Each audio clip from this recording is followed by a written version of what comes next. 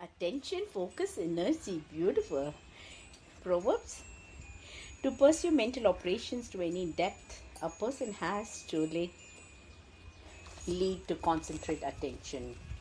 Without focus, consciousness is in a state of chaos. Unless one learns to concentrate and is able to invest the efforts, thoughts will scatter without reaching any conclusion. Flow tends to occur when a person faces a clear set of goals which requires appropriate responses. Again, with time of days, as with the other parameters of life, it's important to find out what rhymes are most congenial to your personality. If there is one quality that distinguishes autotelic individual, then it is their psychic energy seems inexhaustible. That pay more attention to what happens around them. They notice more and they are willing to invest more attention in things for their own sake without expecting an immediate return.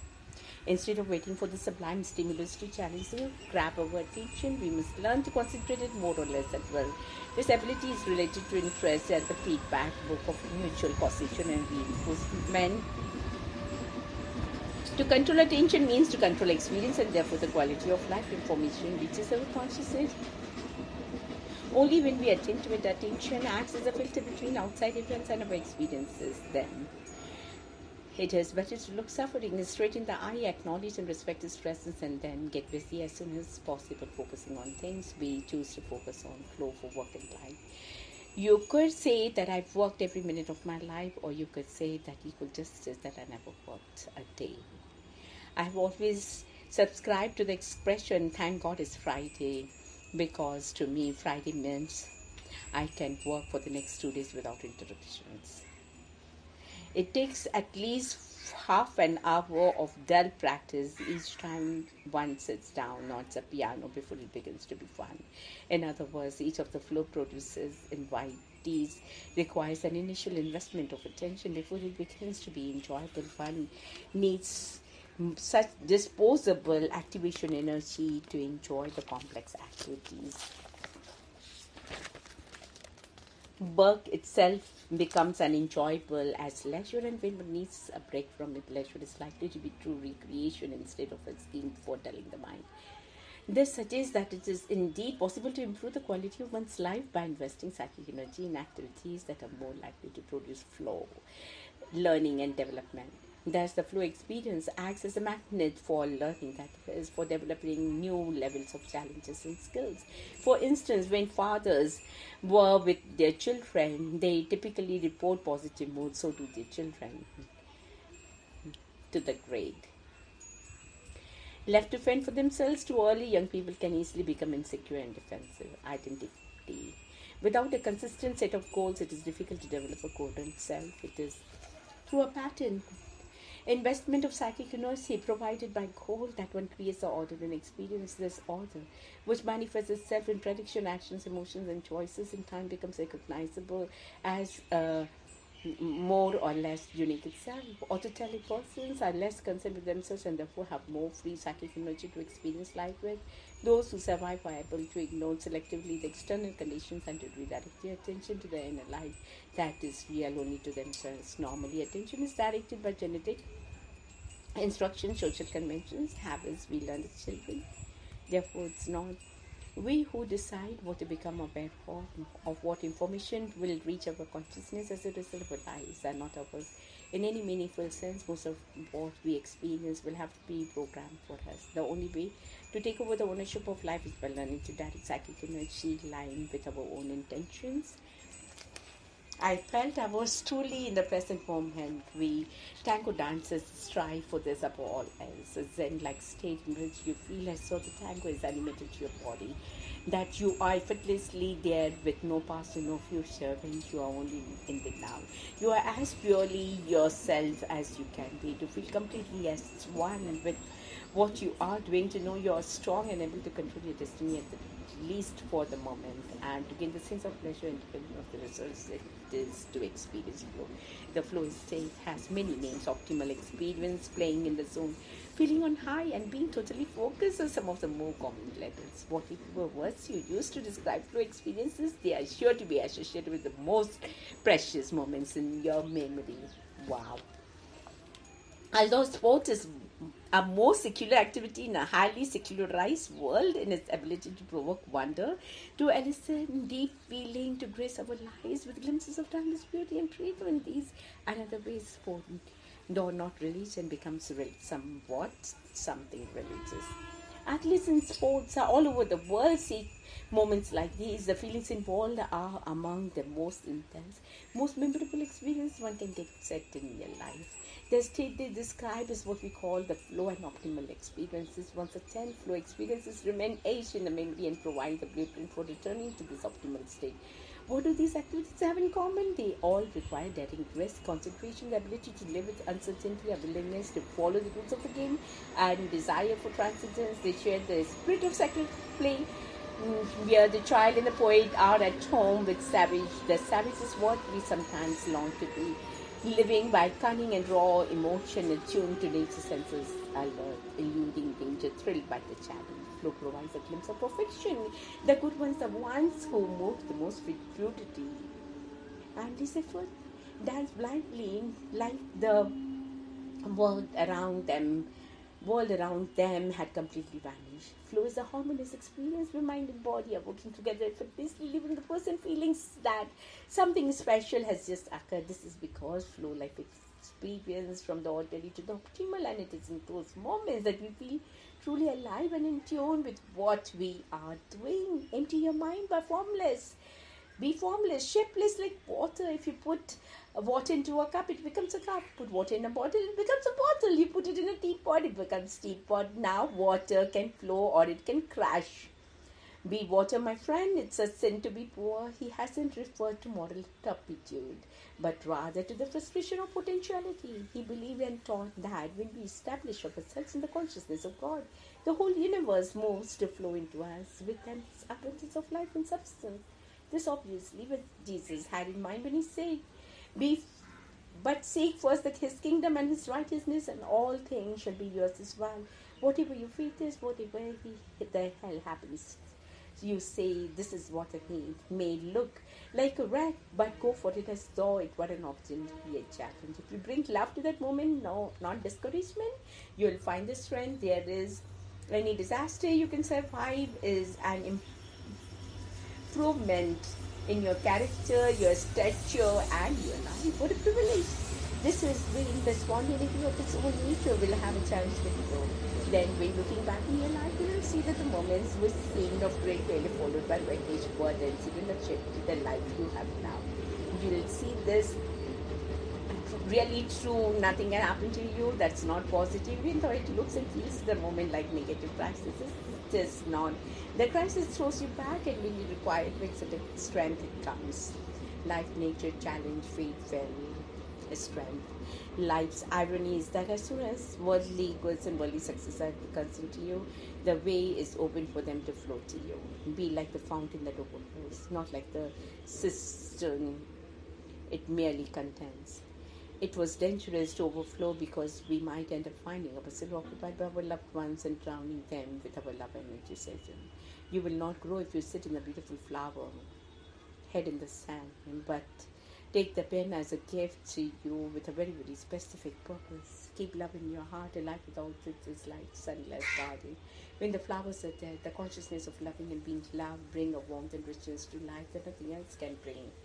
Die that I want it said to me by those who yourself contain as a container for wealth.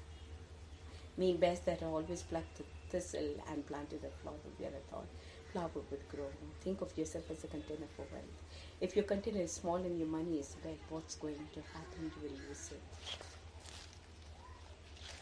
Wow. The game of life is a game of boomerangs. Our thoughts, deeds, and words written to us sooner or later with that sound accuracy. Make more decisions in every day because a decision is the summoning up of life. That's why a little chores is good for you, because often you don't make a decision until you get yourself in a jam, and then in the middle of the jam you make a decision, but that decision summons life force. Have you ever been in a place where you couldn't quite make up your mind and you just felt sort of limp? Oh, I don't know, and then you decided and you felt alive again. You want to know that you'll never get it done. So don't approach this from I gotta get on this, because you're not ever gonna get it done anyway. And the other thing we want to know is you cannot get it wrong, so make a decision, let it flow. Opposing the free flow of goods or people is a bad idea. I think that the internet, I do love the free flow of the ideas, and the net is like the wild west of the information world. My goal is to ensure that the northern border is safe, secure, and allow the free flow of travel and commerce. Thoughts are maple groves of society that left an old wall along the wire fence of to the brook bank, where Narcissus nose into stung cabbage and happy call me Apollo crashing. In the underbrush with my arrows, my bow, saw, and clippers out of the flash of white tail and alert to hack me apart to you liars. To your liar and to your cult den crisscrossing the water with Bobo again and again as his elbow below us and rise from the creek's cracks. Strongest in springtime when everything's liquid, tight-roping over the rocks and the splashing red hot on your sharp scent and battling the mayflies, the black flies, horse flies, mosquitoes there under the raspberry brambles and getting it no nearer. Or am I fleeing your coiling, uncoiling, tentacular embrace, battered and scared? Am I seeing your fable face in the oily pools? Are these fern hairs sprouting at your knuckles? Branch bones, little leaves, harving our lymph leaves are yours. They yours or mine, your blood wounds. Bay at the copper creek, your valley keeps aloft in the chiaroscuro breeze. You are nearer, hang, I'm falling, failing. Dash got a need up, muddy and call, mess it down. O blessed one of infinity, I have finally arrived. As peaceful bliss not only surrounds me, is now beyond surreal. I feel it so whole and serene, just melting in all my senses, carried in the presence that is indescribably surreal. In this moment of fullness, connected with everything, expanding into eternity, where the illusion of magic and miracles are only a breath, or melodies of the journey seemed like a rough and struggling storm.